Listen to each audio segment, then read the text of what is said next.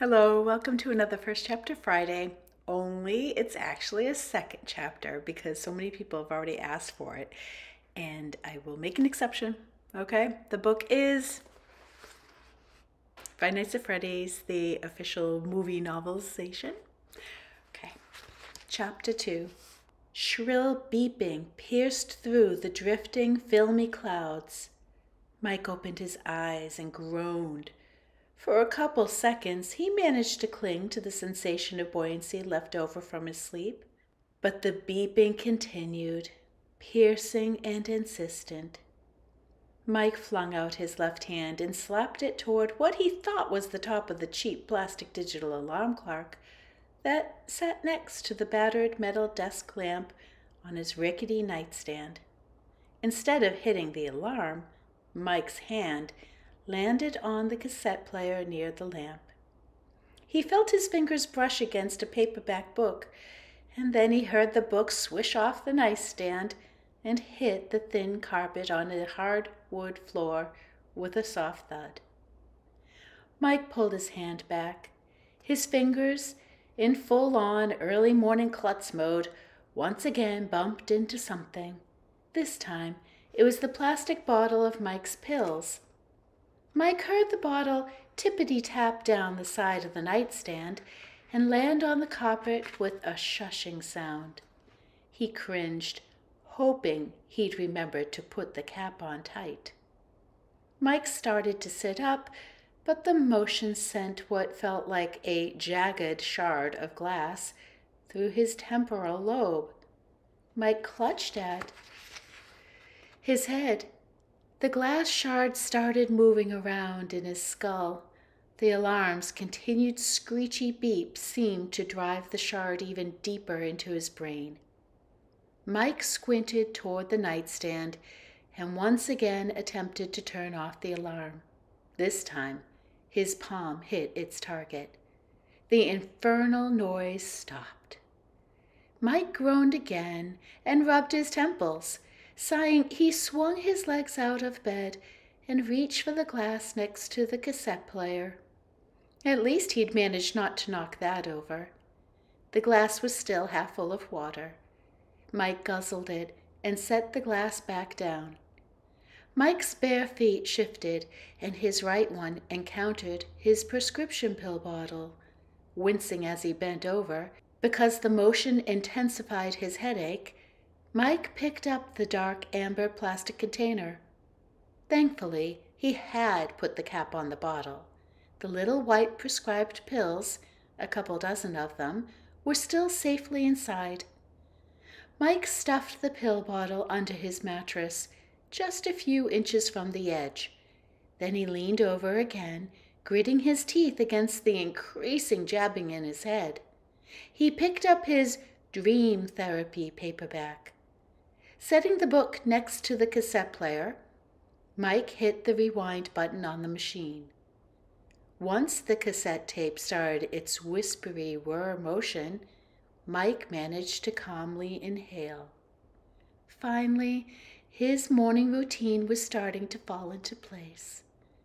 Usually, Mike's first motions after waking up were rote. Hit the alarm, hide the pills, rewind the tape. This morning, the unusually high pain level of his headache had turned Mike's routine into a one-stooge show. The tape's smooth rewind settled him back into a sense of normalcy. "Okay," Mike said. He stroked his hands through his hair. Standing, Mike took a couple steps away from his bed and planted his feet at the edge of the threadbare pale blue and gray rag rug.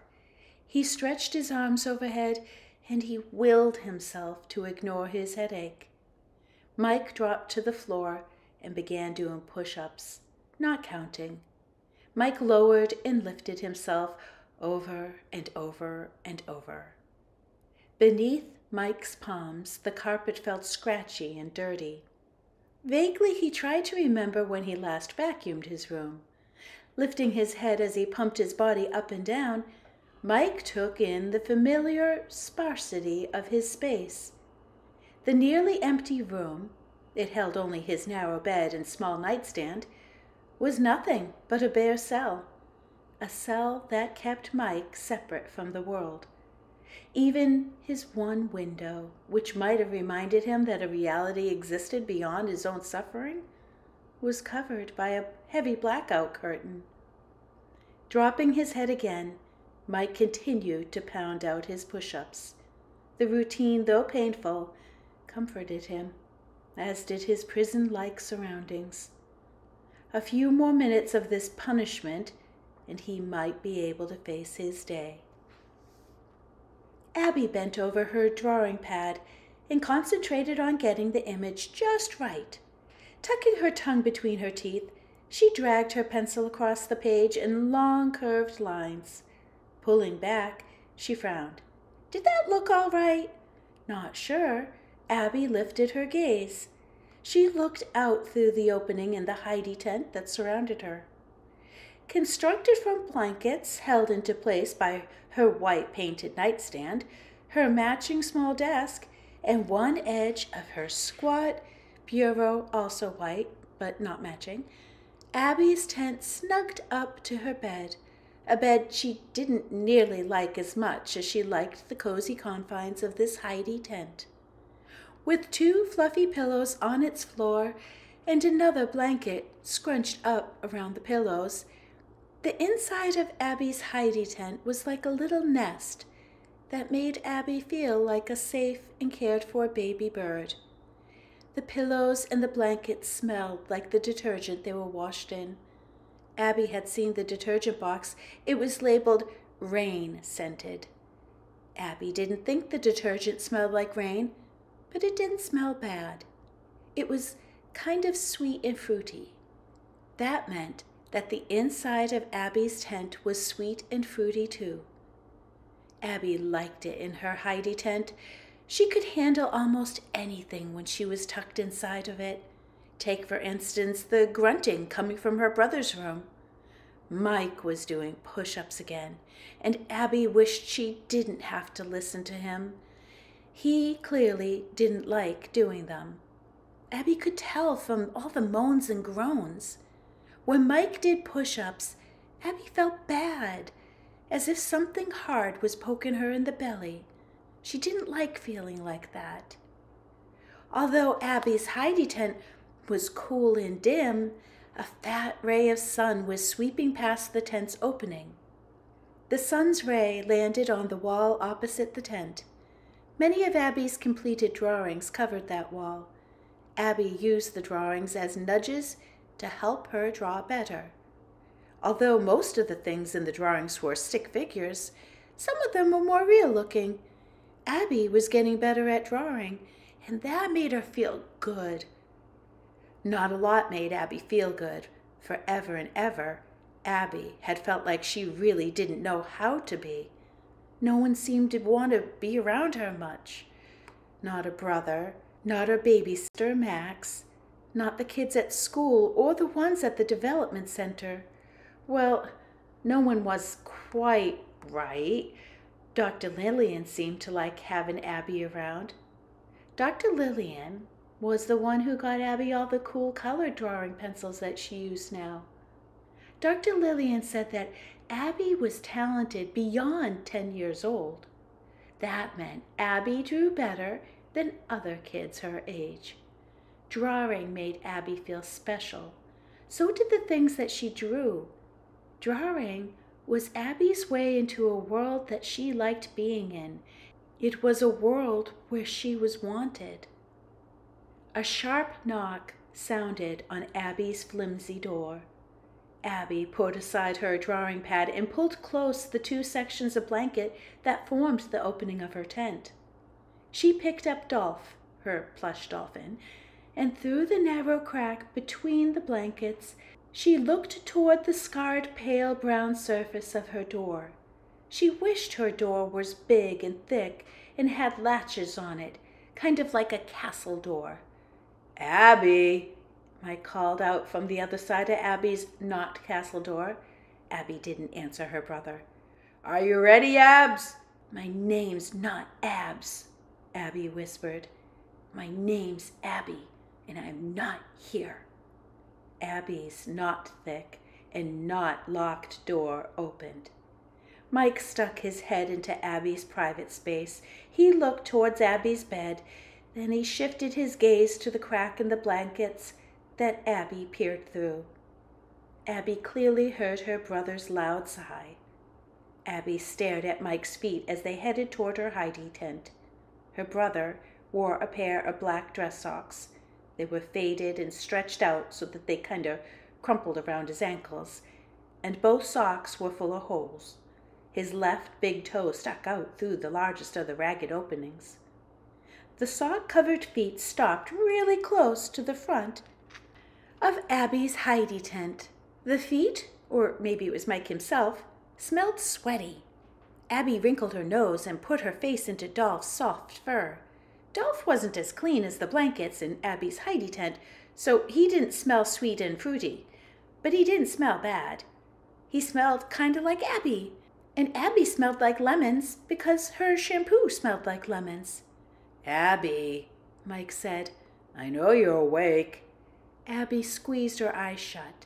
She heard whispery movements, and she felt the blanket flaps of her hidey tent separate. Mike let out another long, loud sigh. "Abby!" As Abby kept her eyes closed, Dolph pressed against her face. She didn't move. A scrape, a fluttering sound. Abby felt air whisk over her bare arms. She opened her eyes. Mike was shaking one of the chairs that held part of her hidey tent in place. "Okay, okay, okay!" Abby yelled. Mike's head poked through the hidey tent's flaps. His hair stuck up all weird. She thought it looked stupid that way, but he might have done it on purpose. Some of the boys at school had their hair done like that.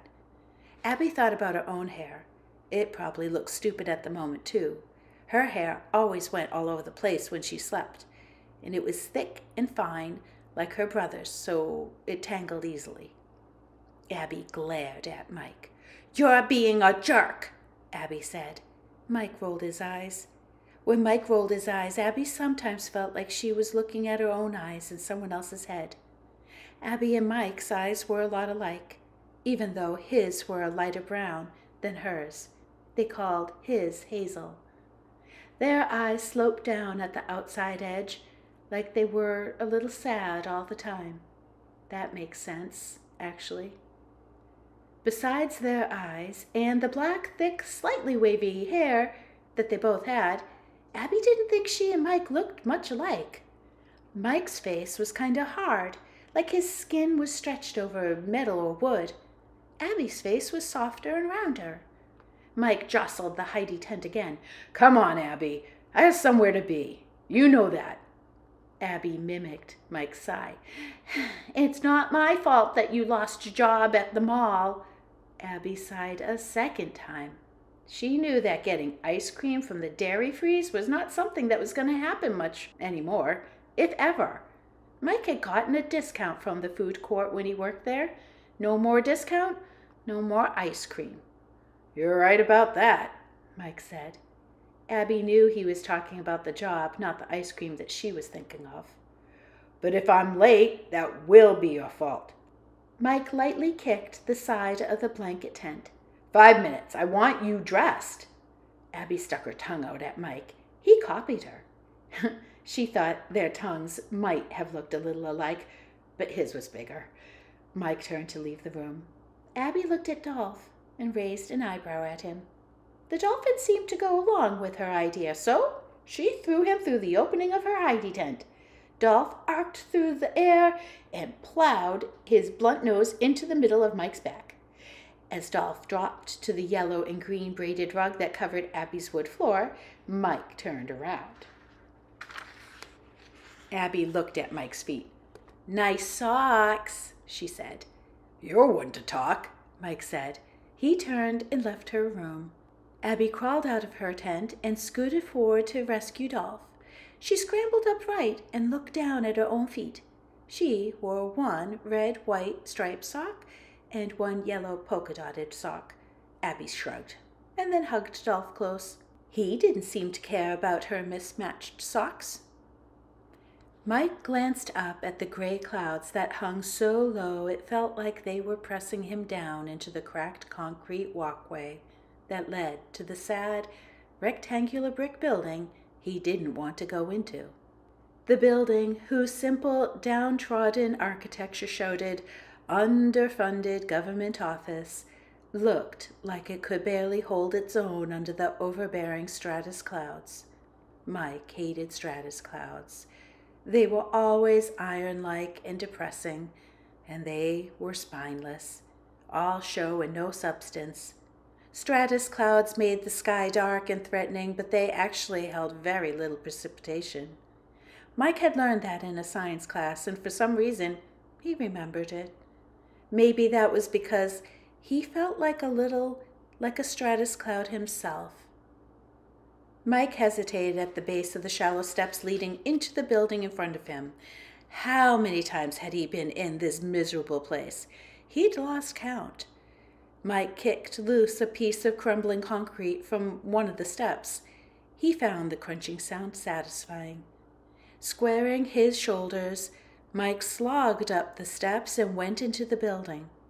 The interior of the building that housed the city social service offices were even uglier than their exterior.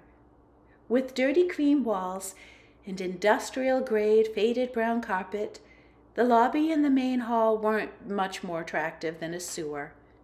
Not that Mike had ever been in a sewer, but this place was close enough. Shuffling forward, Mike plucked a number from the scarred black number dispenser near the counter at the far side of the lobby. He looked at the little piece of paper in his hand. Number 27. He looked up at the dimly lit number display on the wall. The number 11 flickered anemically under the fluorescent lights that cast a harsh glare over everything. Great, Mike muttered. Mike dragged his feet across the nubby carpet as he headed toward a line of molded plastic chairs along the left wall of the lobby. The other 26 people who held paper numbers, all with their spouses or children or friends, Mike had none of the above, crowded into the relatively small area. However, an end chair was open, and Mike headed toward it and took a seat. As soon as he sat, he used his butt to scooch the chair away from its neighbor. The middle-aged woman who sat on the adjacent chair was large, and her sweatpants-encased thighs encroached onto Mike's space. Mike felt the woman's gaze on him as he repositioned his chair. He heard her huff, but he didn't glance up. Looking into the eyes of other people, waiting to see a social worker, was never a good idea. You could get swallowed up by a mire of life-sucking depression if you made eye contact with the people in this building. Everyone here was in one crummy situation or another. Dealing with his own baggage was hard enough. Mike didn't need to get a glimpse of anyone else's. Even though Mike didn't see the others in the room, he could sense them. Their presence felt like the bars of a cell. Mike could smell and hear the people around him, too. The waiting area was filled with sounds, nervously shuffling feet, sniffles, coughs, throat clearing, a couple of weak sobs, and murmuring voices. Even though Mike didn't want to hear other people's problems, some snippets of conversation got past his intentions to mind his own business. "So I say to him," one whining female voice related, "I say, you just can't do that to another person. Where are we supposed to go when you throw us out?" A deep male voice on the other side of the room boomed, loudly enough to be heard outside the building. "Man, can't put food on the table with peanuts they try to pay." Mike mentally plugged his ears, and he stared at his feet. Tuning out his surroundings, Mike disappeared into his favorite game. What would I be doing if I was? Mike liked to play out all sorts of imaginary scenarios when he indulged in this game. Sometimes he was a reporter or a travel photographer. Sometimes he was a scientist or a doctor or a judge. Most often, Mike was a contractor. the head honcho in charge of building big houses or interesting office buildings, not buildings like this one. Never, ever was Mike a security guard or a janitor or a mail clerk or an unemployed loser looking for whatever work he could find. Mike knew that playing this kind of make-believe game was something that he should have outgrown years ago. But letting himself imagine a life different than the one he lived was what allowed him to get up in the morning and put one foot in front of the other. When Mike dropped into being pretend Mike instead of real Mike, he could work with a clean slate. He could stow all the baggage, all the disappointment, and all the guilt. And if he couldn't put away that from time to time, the weight of it probably would have driven him up the wall by now, or killed him. Mike wasn't sure which would have been worse. "Number 27. Mike looked up. "Already?" A 40-something woman with a tight perm and eyes that looked like they'd seen a little more than an hour or two's sleep per night for years looked around the room. Mike lifted a hand and got her attention. The woman tugged on the hem of her wrinkled orange blouse. The blouse clashed, Mike thought, with the woman's rust-colored skirt. The skirt hung crooked on the woman's skinny hips. The skirt was 2 inches above the woman's right knee and an inch below the left. "Number 27, the woman called out to Mike. Mike nodded. "Follow me," the woman said, and Mike stood. Okay, well, I hope that satisfies you people who are asking for Chapter 2. Chapter 3 is when you finally meet Steve Raglan. Ooh. All right, see the movie, read the book. Thanks for listening.